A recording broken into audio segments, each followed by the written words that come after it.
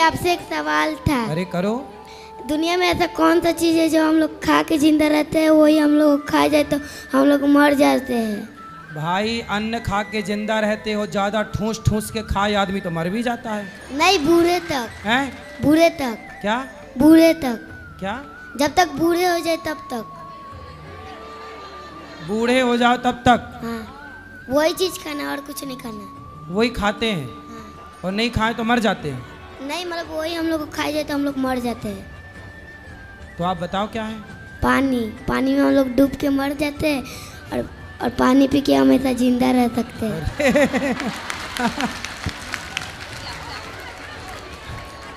तो बात खाने की कर रहा था, बाद में उत्तर पीने का दे दिया। अच्छा बुद्धू बनाया, बड़ा मजा आया। हाँ, बुद्धू बनाया, बड़ा मजा आया। क्या करे? तो किसके साथ रहना है आपको? मैंने मेरे हस्बैंड। अरे तो हस्बैंड के साथ रहना ही, और किसके साथ रहोगी? मैंने भगवान कसम खा ली, गुस्सा से कुछ गलती किया था। मतलब गुस्से से आपने बोल दिया कि अब मैं कसम खाती हूँ तुम्हारे साथ नहीं रहूंगी? हाँ, गलती खुद किए थे। पति पत्नी की कसम, पति पत्नी के बीच में तो ऐसी कसमें चलती रहती नहीं चलते, भगवान कसम खा लिए ना। अरे सुनो, कसमें वादे प्यार वफा सब बातें हैं, बातों का क्या, सब बातें। शंकर जी की अंगूठी, सबकी कसम झूठी। ना ना, तो पाप नहीं ना लगेगा? आप लड़ना मत पति से। बोल रहे कि मेरा बाबू है, बहुत फ्री फायर खेलता है। क्या खेलता है? फ्री फायर खेलता है 3 साल से। क्या होता है ये? फ्री फायर गेम होता है एगो। गेम? बाद में सुनते तो समझा दीजिए थोड़ा। ए फ्री फायर खेलते हो? राधे राधे राधे गुरुजी। फ्री में ही फायर करते रहते हो? नहीं गुरुजी, अब नहीं करना फ्री में फायर। ठीक है। गुरुजी, आपसे एक सवाल था। अरे करो। दुनिया में ऐसा कौन सा चीज़ है जो हम लोग खा। राधे राधे गुरुजी। जी। मेरा 2 प्रश्न है। पहला प्रश्न कि भूत प्रेत जैसे कुछ होते हैं? भूतपूर्व राष्ट्रपति होता है कि नहीं? क्योंकि मैं भगवान को मानती हूँ, तो मेरे पेरेंट्स कहते हैं अगर भगवान होते हैं तो भूत भी होते हैं। भूत होते हैं ना। भूतपूर्व सरपंच, भूतपूर्व राष्ट्रपति, भूतपूर्व विधायक, भूतपूर्व सांसद, ये सब भूत ही तो हैं। नहीं लगा नाम भाई? इनके नाम के आगे भूत लगा है कि नहीं? और यदि इनके नाम के आगे भूत ना लगाओ तो ये बुराई मान जाते हैं कि लो हमें भूल गए। इनके नाम के आगे लगा है भूतपूर्व राष्ट्रपति। और मेरा दूसरा प्रश्न है पहले कि पूरा पहला वाला सुन लो। अब बताओ कि भूत होते हैं कि नहीं? होते हैं। हाँ, हैं आपके। लेकिन जैसे आपके गांव में रहती हो, शहर में रहती हो? शहर में रहते तो हैं। शहर में मिल जाएगा आपको भूतपूर्व वो पार्षद, भूतपूर्व पार्षद मिल जाएगा आपको। आपकी गली मोहल्ला के आसपास ही रहता होगा ये भूत। फिर ये सब भूत ही हैं जिसको लग ना जाए। हाँ, वो वाले भूत तो ठीक होते हैं, ये भूत और लग जाए तो परेशान करने लग जाते हैं। और मेरा दूसरा प्रश्न इसलिए हनुमान जी क्या लिख रहे हैं तुलसीदास जी? भूत पिशाच निकट नहीं आवे, महावीर। भूत प्रेत होते हैं बेटा, होते हैं। नेगेटिविटी भूत है, नकारात्मकता। जो आप गलत सोचती हो ना, गलत विचार आना, यही भूत है। नेगेटिविटी कि मैं मर जाऊं, मैं क्या करूंगी, मेरे लिए तो नौकरी लगी नहीं, अब मैं क्या करूंगी, क्या करूंगा। ये जो नेगेटिविटी घुस रही है, वो वही नेगेटिविटी, नकारात्मकता को भूत कहते हैं। और मेरा कहना है कि जैसे मंदिर ना जाने के बजाय अगर हम अपने ही अंदर भगवान को मानने लगे तो ये जरूरी है कि मंदिर जाना जरूरी है? अपने अंदर ही मानने लगे कि भगवान हैं। जैसे अगर मान ले कि हमारे आसपास हर जगह भगवान है, तो जरूरी है कि मंदिर जाना जरूरी है? आसपास तो हवा बहुत होती है, पर गर्मी लगती है तो कूलर एसी काहे चलाती हो? हवा आने के लिए। ऐसे ही जैसे एसी कूलर में हवा ज़्यादा है, ऐसे मंदिर में भगवान की पॉजिटिविटी ज़्यादा है। इसलिए लोग मंदिर में जाते हैं उस पॉजिटिविटी का अनुभव करने। जब वो भर जाती है भीतर, तो फिर कहीं भी आप रहो उस ईश्वर का अनुभव हो जाएगा। और मोह माया का अर्थ क्या होता है? मोह माया का अर्थ है, मोह किसे कहते हैं? जैसे किसी का, बूढ़े बूढ़ी स्त्रियों का नहीं, बूढ़ी बूढ़ी स्त्रियां कह रही है मेरी बेटी है, मेरा बेटा है, मेरा पोता है, मेरी पोती है। दिन भर वो बुढ़िया मरने वाली है, ये नहीं कि राम राम जपे, पोता पोता पोता जप रही है, पोता पोता पोता। यही मोह है। कि बुढ़ापे में भी ना 90 साल की बुढ़िया चाबी लिए घूम रही है ना। ये नहीं कि अब चाबी आबी सौंपे भगवान का चिंतन करे, नहीं, तो मोह उसका चाबी में और पोता पोती में है, भगवान में नहीं है, ये मोह है। और माया, धन्यवाद। माया किसे कहते हैं? भगवान की मम माया दुरत्यया, जो है नहीं पर दिखाई पड़े उसका नाम माया है। कथा में समझाते हैं विस्तार से। गुरुजी राधे राधे जी, आपके चरणों में मेरा कोटि कोटि प्रणाम। खुश रहिए। गुरुजी मेरा पहला प्रश्न ये है कि जैसे राम जी तो हमारे भगवान हैं, तो उन्होंने रामायण की एक चौपाई में जब लक्ष्मण जी को शक्ति लग गई थी मेघनाथ के द्वारा, तो उन्होंने ऐसा क्यों कहा था, निज जननी के एक कुमारा तासु तात तुम प्राण आधारा? क्योंकि लक्ष्मण जी तो दो भाई थे, लक्ष्मण जी और शत्रुघ्न जी, तो उन्होंने ऐसा क्यों कहा कि आप एक ही हैं? किसने बोला? लक्ष्मण राम जी ने एक चौपाई में कहा है, निज जननी के एक कुमारा तासु तात तुम प्राण आधारा। देखो वहाँ पे अभी केवल लक्ष्मण जी साथ है ना, राम जी के साथ कौन है? लक्ष्मण जी। सिर्फ लक्ष्मण जी।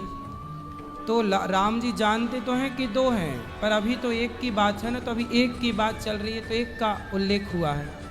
इसलिए ये चौपाइयों का जो मर्म है ना, गीता प्रेस गोरखपुर की छपी पुस्तकों में राम जी रामायण की बहुत सारी पुस्तकें आती हैं उनमें एक चौपाई के बहुत बहुत अर्थ आते हैं जी गुरुजी। तो उनको खरीद के सब पढ़ करके अर्थ जाना जा सकता है। जी गुरुजी। और मेरा दूसरा प्रश्न ये है, आज जैसे कल हम यमुना जी गए थे, तो हमने उसमें देखा कि बहुत सारे गंदे नालों का पानी उसमें जा रहा है। तो हमारी जो गॉड की बनाई ये प्राकृतिक चीज़ें हैं, नेचुरल चीज़ें हैं, हम इन्हें बिगाड़ते चले जा रहे हैं। क्योंकि और हम देखते हैं विदेशों में वो अपनी प्राकृतिक चीज़ों को इतना अच्छा बना रहे हैं कि हम वहाँ तक कभी पहुँच ही नहीं सकते हैं। और जैसे कि हम लोग अंधविश्वास में नदियों को माता मानते हुए इनको कचरा में परिवर्तित करते हैं, और वो नदियों को नदी मान रहे हैं, वो अपने प्राकृतिक चीज़ों को इतना सर्वोच्च बना रहे हैं कि हम सोच भी नहीं सकते। तो ऐसा हमें तो क्या करना नदी चाहिए? को माता कहना अंधविश्वास है? नहीं गुरुजी, अंधविश्वास तो नहीं है, मगर हमें इनमें कचरा नहीं फैलाना चाहिए, हमारा कहने का मतलब है। और वो नदी को नदी मान के उसे इतना प्योर कर रहे हैं, और हम नदी को माता मानते हुए हम इन्हें इतना गंदा करते जा रहे हैं। कौन? आप बताओ कि नदी पर गंदगी, नदी को गंदा किसने किया, ये बताओ। नदी को गंदी हम ही लोग कर रहे हैं ना, अपने नालों का पानी उसमें गिरा गिरा के। सुनो, नदी को गंदा किन लोगों ने किया? सुनो, राजनीति जानते हो? जी गुरुजी, बहुत कम। थोड़ा जानो। हमारे देश में जब आज़ादी हुई, देश आज़ाद हुआ, जी गुरुजी। तो पहला शिक्षा मंत्री मुसलमान को बनाया गया। जी। अब शिक्षा मंत्री जब मुसलमान बनेगा तो वो गीता पढ़ने देगा? नहीं। रामायण पढ़ने देगा? नहीं देगा। अब ये बताओ कि किस की गलती से पहला शिक्षा, यदि हमारे देश का पहला शिक्षा मंत्री कोई हिंदू बनता तो आज बच्चे गीता पढ़ रहे होते, माँ से मछली नहीं, माँ से मंदिर पढ़ रहे होते, गा से गधा नहीं, गा से गणेश पढ़ रहे होते। ये राजनीति है। सुनो, शिक्षा में मिलावट कर दी, गा से गधा मिलावट कर दी, गणेश को हटा दिया। देखो मिलावट की बात करूं, फिर उनकी सरकारों ने, उनकी मतलब जिनकी यह नीति थी कि हिंदू के सिलेबस में मुसलमानों को घुसाना है, उन लोगों ने क्या किया, गुरुकुलों को बंद करके गुरुकुलों की मान्यता छीन ली और मदरसों को मान्यता दिला दी।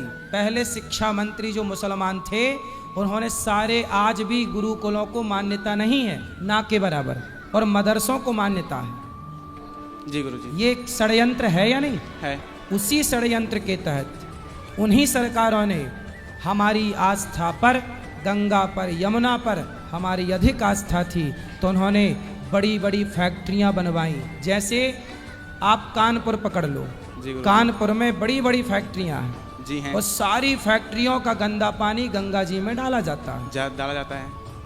अभी वर्तमान सरकार ने उसे रोका, तब गंगा जाके थोड़ी साफ हुई। जी।